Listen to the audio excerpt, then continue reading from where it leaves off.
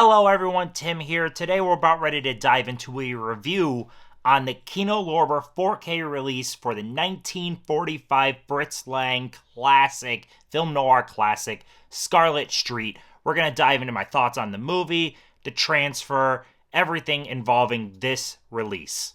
There's no better place to talk about a movie review starting it off than actually talking about the movie itself. The transfer and everything on this release means nothing if you don't care or aren't interested in seeing the actual movie. So let's dive into my thoughts on the movie, how much I liked or loved it. This movie starts out at a board meeting where you end up meeting the lead character played by Edward G. Robinson, and you find out right off the bat that he's this businessman, but not on a high tier. He's an average, everyday businessman. And as the movie goes shortly in, you find out that he's also a painter. So this character is this average, everyday guy, but he has this artistic flair to him, but it hasn't gotten him anywhere. He spent 25 years as a cashier. To my friend Christopher Cross, in token of 25 years of faithful service, from J.J. Hogarth. He's not going anywhere. His wife is absolutely terrible. I can't sleep with the smell of paint and all your silly pictures cluttering up the hall. If you don't get rid of that trash, I swear I'll give it to the junk man. So you already know this character, things are not going great for him. He's just kind of stuck in this rut. He ends up walking down the street and he runs across this damsel in distress.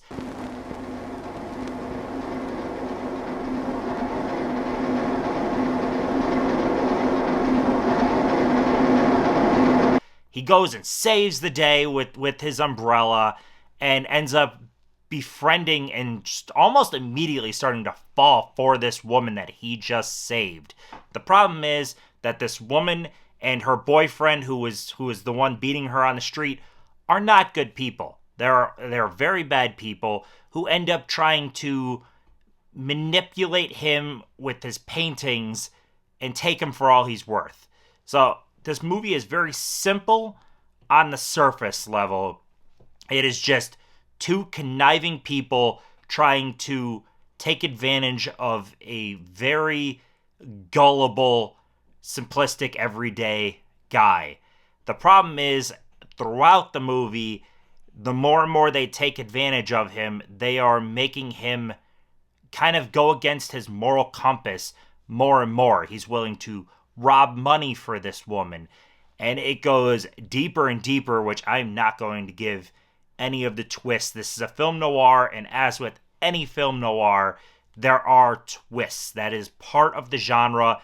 There is twists. So I'm not going to give any of that stuff away. I want you to see that and experience it for yourself.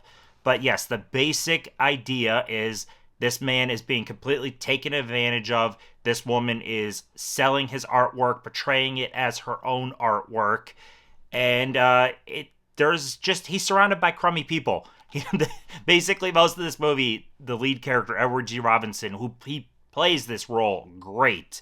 But he's just surrounded by crummy people. And I really felt for him by the end. This is a 4.5 out of 5 movie. This is a staple in film noir and absolutely should be watched. So yes, absolutely. And the cool thing is, this movie is public domain. So if you wanted to see this first before buying this $25 4K, go ahead. I will actually put a link down below. It's actually here on YouTube. You can watch the entire movie for free if you would like before you put down any money on physical media. But since this is a physical media channel, I am, of course, going to talk about this. So now let's dive into the actual video quality. So according to the back here, this is a 16-bit 4K scan of the 35mm nitride composite film grain, courtesy of Universal Pictures and UCLA. And I know this is also in the Library of Congress, who I think also had a part in the transfer. The transfer is pretty darn good. So I'm going to show you, I have some footage off of the TV on one part that I thought was actually particularly stunning. The contrast of the rain falling down, the whites, the grays, the blacks, all played very well off each other. I thought it looked damn good here. Very happy with this. But on the flip side, which is something you're going to get with a lot of older movies, is there is many noticeable moments of damage to the original film. This isn't a problem with the transfer. This isn't anything like Kino Lorber, you should have did better. Kino Lorber did the best they could with what they had, but unfortunately with the age of this movie, there's just not many there's not much out there to work with that's in good shape. There is damage to, there's marks and ticks and stuff like that will pop in and out. On screen right now is one of the more noticeable moments on screen. These vertical lines, I guess scratches going down, they're much more noticeable in the darker areas, and they happen sporadically throughout the movie, which might be like 10 seconds of it or 15 seconds of it, and then it kind of goes away. Other than that, you're going to see the little pops and scratches throughout the entire movie, honestly, but I don't think it was that distracting at any moment. But in the end, though, this is not a crystal clear transfer, and it's, like I said, not the fault of Kino Lorber. It's a fault of the original film itself. They did the best they possibly could. This is probably the best this can possibly look, to be honest. But it's just so you know, it's not this immaculate crystal clear. Like, black and white looks great, but you will see some of the damage of the original film.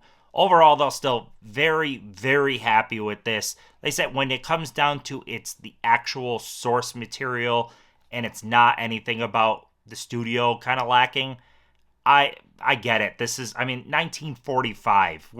This is an old movie. This is probably the best this is going to look. As with pretty much everything that's older, there's only so much you can really talk about when it comes to the audio side. This is a 2.0 DTS Master Audio.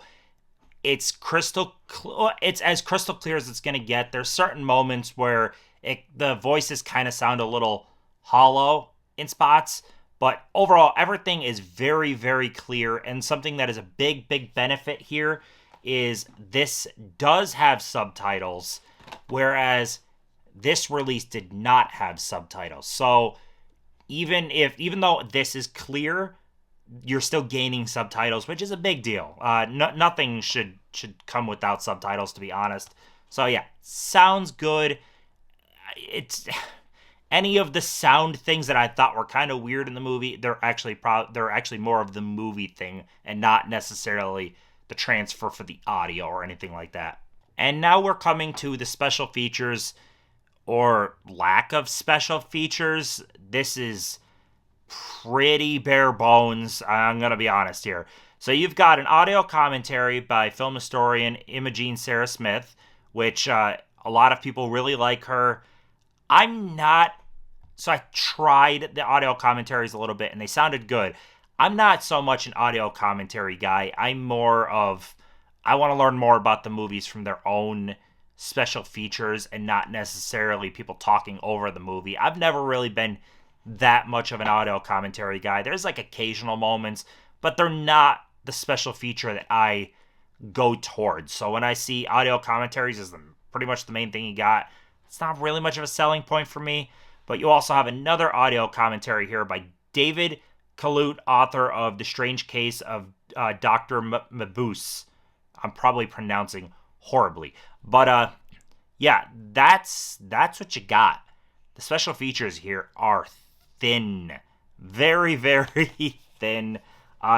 Disappointing, to say the least, that for a pretty notable film noir classic, they couldn't give anything else.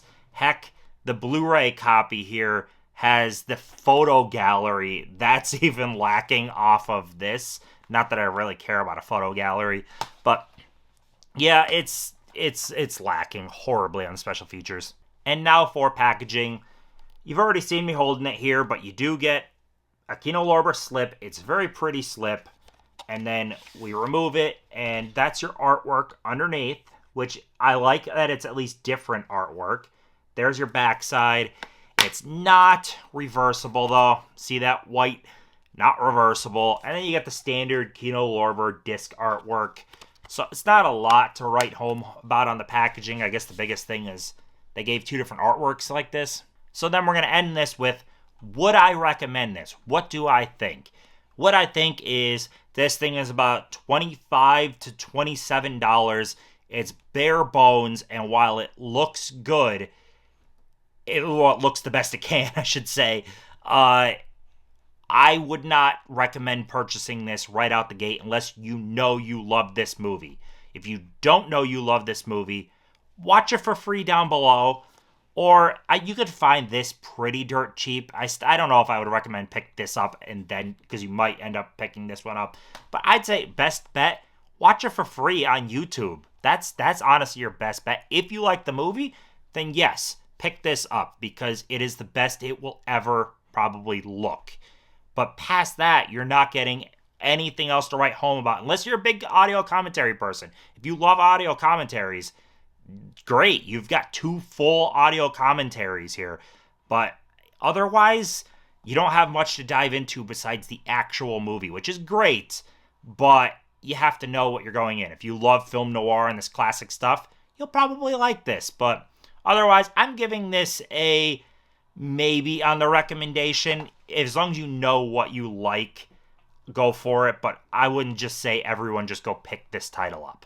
But thank you so much for watching. I'm going to try to dive into more reviews. I have a lot I plan to do.